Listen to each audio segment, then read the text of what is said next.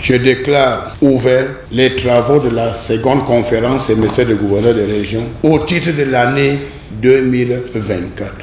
Comme il est de tradition, les gouverneurs des 10 régions du pays se sont retrouvés cette matinée à l'hôtel de ville de Yaoundé.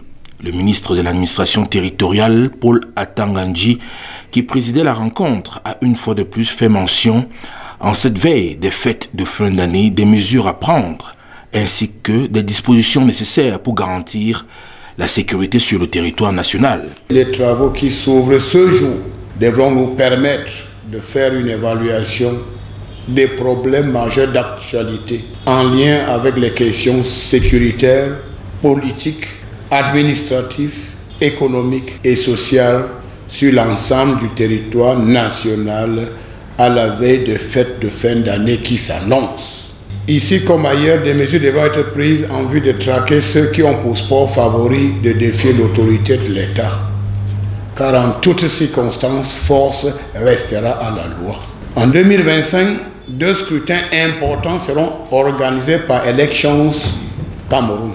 Après vos différents rapports, vous allez recevoir des orientations qu'il faudrait appliquer rigoureusement dans vos unités de commandement respectives tout au long de l'année 2025. Tous présents, il était question de faire le tour. Les régions du sud-ouest, nord-ouest et l'ouest ont attiré notre attention à l'ouverture de ces travaux ce jour à Yaoundé. Les questions sécuritaires demeurent. La région du sud-ouest se porte bien. La région du sud-ouest est sous contrôle administratif, sous contrôle sécuritaire.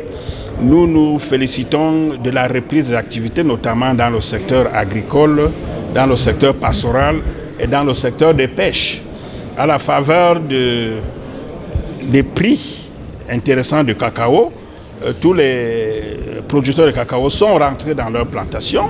Pour les fêtes de fin d'année, conformément aux instructions du chef de l'État, un dispositif spécial de sécurité a été mis en place, aussi bien dans la ville de Bamenda, ses alentours, que dans les chefs-lieux de département et toutes les circonscriptions administratives et municipales de la région, sans oublier les zones frontalières qui font également l'objet de la préoccupation de nos services de sécurité.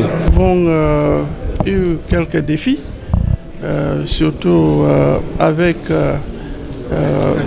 les séparatistes de côté de nous qui ont ces derniers temps enlevé les gens et contre rançon. Également, nous avons eu beaucoup de cas d'accidents, soit de circulation ou le cas d'éboulement de la falaise de Tchang, d'autres cas de banditisme. Mais je peux vous dire que dans l'ensemble, les dispositions ont été prises. D'abord, l'effectif a été renforcé. Les travaux se poursuivent avec plusieurs articulations en vue. Pour rappel, elles s'achèvent demain, jeudi 19 décembre 2024.